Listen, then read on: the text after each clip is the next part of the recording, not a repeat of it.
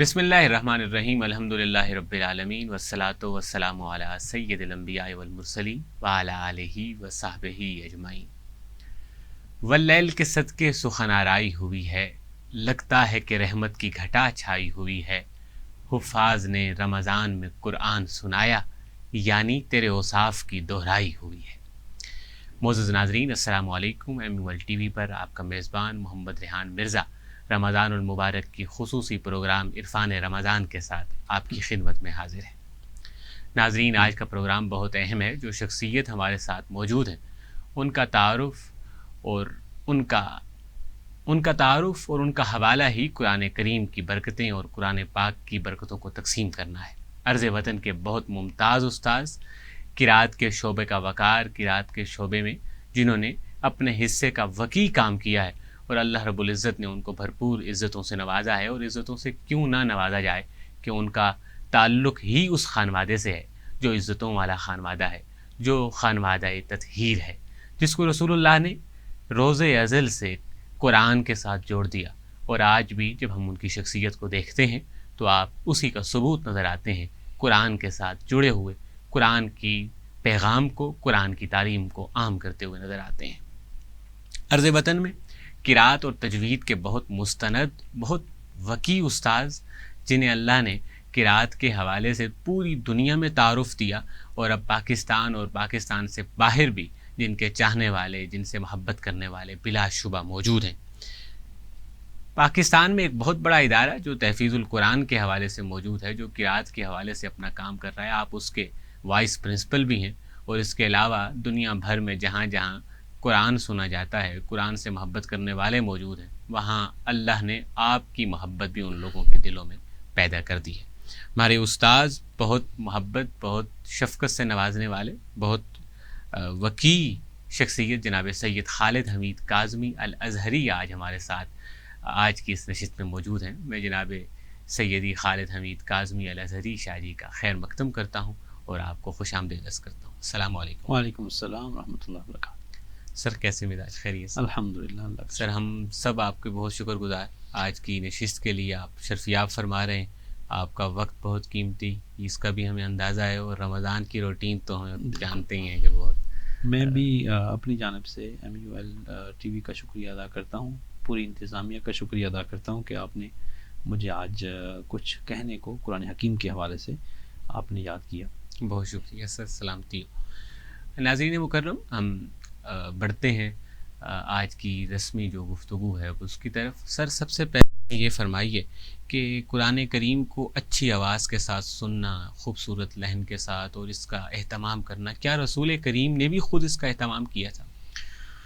بسم اللہ الرحمن الرحیم، اللہم صلی علی سیدنا مولانا محمد وعلی آلہ وصحبہ وبارک وسلم۔ یہ بہت اہم سوال ہے، اور میں اگر کہوں کہ یہ ہمارے فن کی حجت یہ سوال ہوگا تو اس میں کوئی شک نہیں ہوگا کہ فن مقامات یا فن تلاوت جس سے قراء جو ہے وہ مطلب لوگوں کو اپنا فیض تقسیم کر رہے ہیں اور اس کو سیکھتے ہیں اور سکھاتے ہیں، یقیناً اس کی سند حضور سید العالمین محمد رسول اللہ صلی اللہ علیہ وسلم سے ملتی ہے کہ آپ خود اس چیز کو پسند فرماتے تھے کہ قرآن کریم کو اچھی آواز کے ساتھ، اچھے لحن کے ساتھ پڑھا جائے۔ بالکل ٹھیک۔ صرف یہ نہیں بلکہ آپ آگے لوگوں کو تشجیع دلاتے تھے، لوگوں کو ابھارتے تھے کہ قرآن حکیم کو عرب کے لب و لہجہ میں پڑھا کرو اور عرب کی آوازوں میں پڑھا کرو۔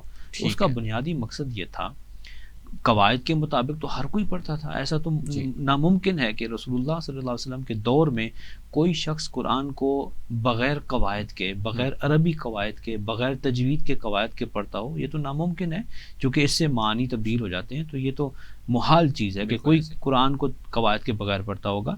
تو حضور علیہ السلام کا یہ فرمانا کہ اقرأ القرآن بلحون العرب و اصواتها، کہ قرآن حکیم کو عرب کے لب و لہجہ اور اس کی آوازوں میں پڑھو، اس کے انداز میں پڑھو، تو اس کا بنیادی مقصد یہ تھا کہ عرب ہی جانتے ہیں اپنی زبان کو خوبصورت طریقے سے ادا کرنے کے حوالے سے، تو وہ خوبصورت آوازیں نکالنا، خوبصورت الحان کو اپنانا، انداز کو اپنانا، تو یہ عرب کا ہی شیوا تھا۔ یہ بات بھی ایک مسلم ہے کہ جس زبان کا جو شخص ہوگا وہ اس کو اچھے طریقے سے بولنے پر قادر ہوگا۔ اب ہم کسی اور زبان کے مالک ہیں، اردو زبان ہماری ہے یا انگلش ہے یا کوئی اور زبان ہے، تو ہم کسی اور زبان پر اتنی قدرت حاصل نہیں کر سکتے الا یہ کہ بہت زیادہ محنت درکار ہو۔ تو حضور نبی اکرم صلی اللہ علیہ وسلم نے امتیوں کو ایک سادہ سا نسخہ دے دیا کہ قرآن حکیم کی تلاوت کرنی ہے تو اللہ کو یہ پسند ہے اور مجھے یہ پسند ہے کہ آپ قرآن حکیم کو اس طرح پڑھیں جس طرح عرب پڑھتے ہیں۔ اور عرب کے انداز آپ کو پتہ ہے کہ وہ کتنے خوبصورت انداز سے قرآن پڑھتے ہیں۔ مصر اس حوالے سے مشہور ہے، اس حوالے سے دیگر عرب جو ممالک ہیں، خود سعودی عرب اس حوالے سے مشہور ہے کہ جب ائمہ حرمین جب قرآن حکیم کی تلاوت رمضان المبارک کی ساعتوں میں کرتے ہیں تو ایک کیفیت طاری ہو جاتی ہے، سننے والے اللہ کے ان انوار کا خود مشاہدہ کرتے ہیں۔ بالکل ٹھیک ہو گیا، بہت اہم چیز آپ نے واضح فرما دی اور یقیناً اس سے ہمارے سننے والے فائدہ بھی حاصل کریں گے۔ یعنی رسول اللہ صلی اللہ علیہ وسلم کے سینہ اطہر پر قرآن نازل ہو گیا اور رسول اللہ سے بڑی شخصیت تو کوئی ہے نہیں۔ اب رسول اللہ بھی اس چیز کا اہتمام خود فرما رہے ہیں کہ خود موجود ہیں اور اپنی موجودگی میں کسی کو حکم دیتے ہیں کہ قرآن میرے سامنے پڑھ کر مجھے سناؤ۔ تو اس سے مبارک عمل کیا ہے؟ سر آپ عرصہ دراز سے درس و تدریس سے منسلک ہیں، قرات کے ساتھ وابستہ ہیں، تو یہ شوق کیسے پیدا ہوا، رغبت قرآن کریم کی طرف؟ ویسے تو ظاہر ہے آپ کا ورثہ ہے اور آپ کو اللہ نے اجداد کی طرف سے یہ دولت جو ہے نصیب کر دی، مگر قرآن کے ساتھ خصوصاً یہ رغبت کیسا پیدا ہوا؟ میرے آباء و اجداد میں میرے دادا اور میرے پردادا، جی، ان دو شخصیات کو چھوڑ کے باقی تمام جو آباء و اجداد تھے وہ حفاظ میں سے تھے، سارے حافظ تھے ماشاءاللہ۔ تو میرے دادا بھی، پھر میرے والد بھی، پردادا بھی، تو یہ خلا جو ہے وہ دادا جان سے اور پردادا جان سے جو ہے وہ چلا آیا کہ کوئی حافظ نہیں تھا یا کم از کم وہ خود حافظ نہیں تھے۔ ٹھیک۔ تو انہوں نے اپنے اس آباء و اجداد کے تسلسل کو برقرار رکھنے کے لیے، اب میرے دادا کے 9 بیٹے ہیں، ٹھیک ہے، ان 9 بیٹوں کی اولاد میں میرا انتخاب ہوا کہ آپ نے حفظ کرنا ہے اور اس تسلسل کو برقرار رکھنا ہے کہ جو آباء و اجداد کا کام تھا ٹھیک ہے کہ وہ حفظ القرآن کرتے اور اس کی جو ہے وہ سند حاصل کرتے اور اس کا اکرام حاصل کرتے، تو اس کو برقرار رکھنے کے لیے مجھے جو ہے وہ حفظ کے شعبے میں ڈالا گیا اور میں نے حفظ کیا۔ پھر اللہ رب العزت نے آواز خوبصورت دی، اس کا کیسے پتہ چلا کہ میرے والد محترم ان کی کوشش ہوتی کہ ہر رمضان المبارک میں اعتکاف بیٹھتے مسجد میں، تو مسجد میں بڑا بیٹا ہونے کی حیثیت سے میرا آنا جانا زیادہ تھا کہ سحری اور افطاری پیش کرنی ہوتی تھی، تو زیادہ وقت ابو جان کے ساتھ مسجد میں میرا گزرتا تھا۔ تو مسجد میں یا تلاوت ہوتی تھی یا پھر نعت خوانی ہوتی تھی رمضان المبارک کے مہینے میں، تو پھر مجھے ابو جان نے ان اعتکاف کے ایام میں کچھ نعتیں خود سکھائیں، اور مجھے پھر میں ہمارے ایک علاقے کے ہمارے عزیز ہیں، رشتہ دار ہیں، انہوں نے مجھے ایک کتاب دے دی کہ یہ کتاب ہے نعتوں کی، ان کو آپ پڑھا، ان سے دیکھ کے آپ نعتیں پڑھا کریں۔ پھر وہاں سے نعت خوانی کا شوق ہوا، پھر نعت خوانی کے بعد پھر جب حفظ میں داخل ہوا تو حفظ القرآن یقیناً آپ کو ہر روز تلاوت کرنی پڑتی ہے، تو ہمارے ایک استاد تھے حفظ القرآن کے، وہ بہت اچھے قاری تھے، ان کا نام تھا قاری عبدالشکور محمدی، وہ افغانستان سے ہجرت کر کے آئے تھے ان دنوں، تو وہ ان کی اچھی قرات سن کر پھر میرے اندر جو ہے نا وہ شغف پیدا ہوا، شوق پیدا ہوا، اور وہ ہمیں پریکٹس بھی کروایا کرتے تھے قرآن حکیم کی تلاوت کی، اس سے آغاز ہوا، اس کے بعد حفظ مکمل کرنے کے بعد پھر یہ سلسلہ اب تک جاری ہے۔ بالکل ٹھیک، سبحان اللہ سبحان اللہ۔ یعنی ظاہر ہے آپ نے اپنی اس وراثت کو، اس سارے جو والدین کی طرف سے یا اپنے اجداد کی طرف سے نصیب ہوا تھا اس کو لے کر آپ آگے چل رہے ہیں، اور کیوں نہ چلیں کہ یہی آپ کو زیبا ہے۔ حضور علیہ السلام کے بعد قرآن کی جو حفاظت حضور کی اہل بیت نے کی ہے وہ یقیناً کسی اور شخص کے حصے میں نہیں آئی۔ سر اسی کے ساتھ پھر ہمیں کچھ سنا دیجئے، پھر ہم اگلے سوالات کی طرف انشاءاللہ بڑھتے ہیں۔ جی۔ اعوذ باللہ من الشیطان الرجیم، بسم اللہ الرحمن الرحیم،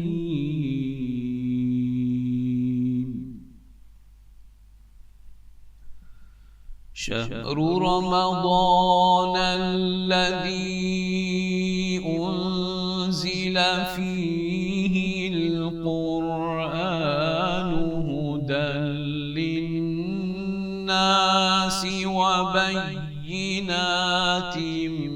من الهدى والفرقان فمن شهد منكم الشهر فليصم ومن كان مريضا أو على سفر فعدة من أيام أخر يريد الله بكم اليسر ولا يريد بكم العسر ولتكملوا العدة ولتكبروا الله على ما هداكم ولعلكم تشكرون وإذا سألك عبادي عني فإني قريب أجيب دعوة الداع إذا دعاني فليستجيبوا لي وليؤمنوا بي لعلهم يرشدون صدق الله العظيم سبحان اللہ سبحان اللہ، کیا خوبصورت نور کی ترسیل ہوئی ہے، سبحان اللہ۔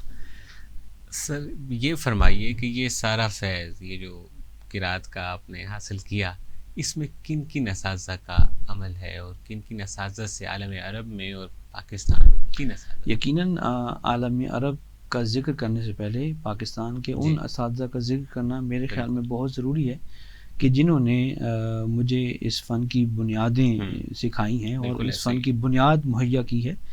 اس میں میں ذکر کروں گا میرے استاد اسلام آباد کے قاری علی اکبر نعیمی، ایک بہت بڑا نام ہے فن قرات میں اور خدمت قرآن اور خدمت فروغ قرات میں بہت بڑا نام ہے۔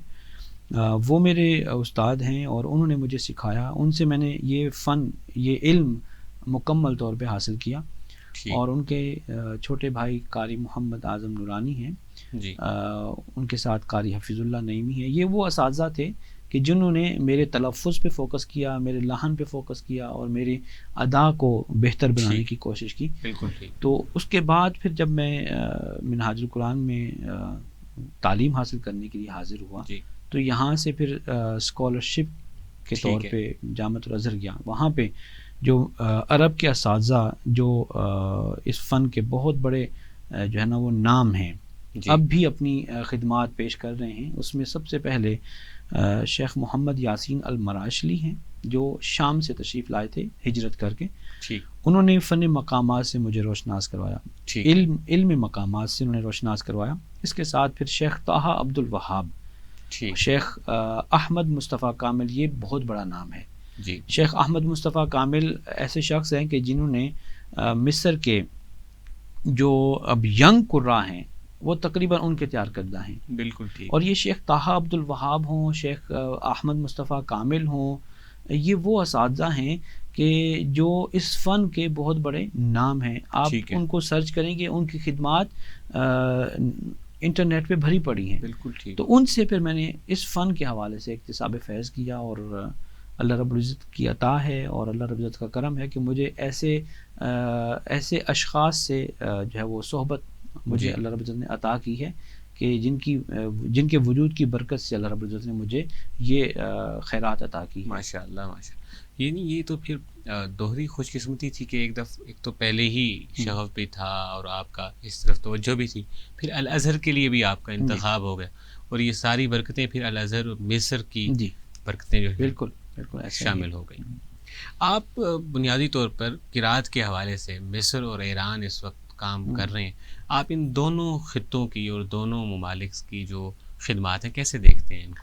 یقیناً یہ بہت بڑی خدمات ہیں، خاص کر ایران کا میں ذکر کروں گا۔ ایران اس حوالے سے آج کل یہ جو جدید سہولیات اور سوشل میڈیا اور ٹیکنالوجی کے دور میں ایران کی خدمات بہت نمایاں ہیں اس حوالے سے۔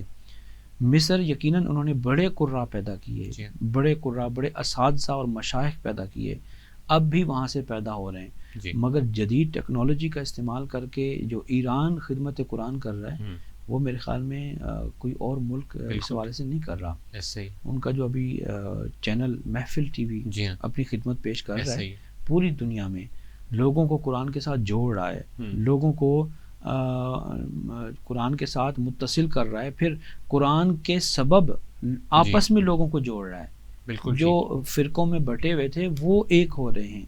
تو یہ بہت بڑی کنٹریبیوشن ہے میرے خیال میں۔ بالکل ایسا ہی۔ سر یہ بھی فرمائیے گا کہ یہ جو علم مقامات ہے یا جو لہجوں کی تقسیم ہے، جو مختلف لہجے ہیں، یہ بعد میں اس کی تقسیم ہوئی ہے، کس نے کیا، یا رسول اللہ نے خود اس کی تقسیم کی، یہ قرآن کو اتنے لہجوں میں ہم پڑھ سکتے ہیں؟ میرے خیال میں یہ لہجے حضور نبی اکرم صلی اللہ علیہ وسلم کے دور میں اس انداز سے نہیں تھے جس انداز سے اب ایک اکیڈمیکلی جو ہے نا ان کی جو ہے نا وہ بنیاد ڈل گئی ہے۔ یہ جسٹ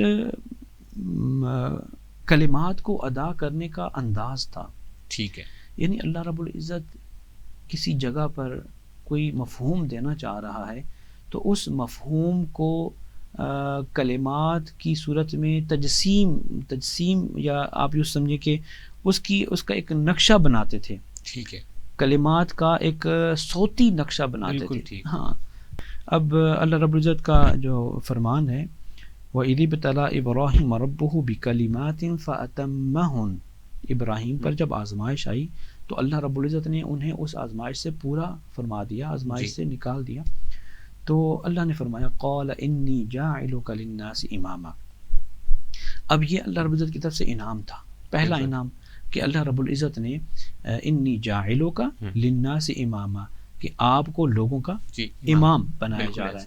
تو اب اس کلمے کو اور اس مفہوم کو ہم اگر اس انداز سے کہیں کہ قال انی جاعلک للناس اماما، یعنی اپنی آواز کو نحیف کر کے، آواز میں رونے والا سٹائل ڈال کے، حزن ڈال کے، اب اللہ کے انعام کو آپ جب ذکر کر رہے ہیں تو آپ کی آواز میں طاقت ہونی چاہیے، آپ کی آواز میں جو ہے وہ قوت ہونی چاہیے، آواز جاندار ہونی چاہیے، اور آواز سے تاثر یہ محسوس ہو کہ جیسے آپ کو کوئی گفٹ ملتا ہے تو آپ خوش اور فرحت کا اظہار کرتے ہیں، اور آپ کی جو ہے وہ منہ سے نکلنے والی جو ایک ٹون ہے یا آواز اور کلمات ہیں وہ کتنی خوشی اور فرح سے نکلتے ہیں، وہ سٹائل اپنانا چاہیے۔ بالکل ٹھیک۔ قال انی جاعلک للناس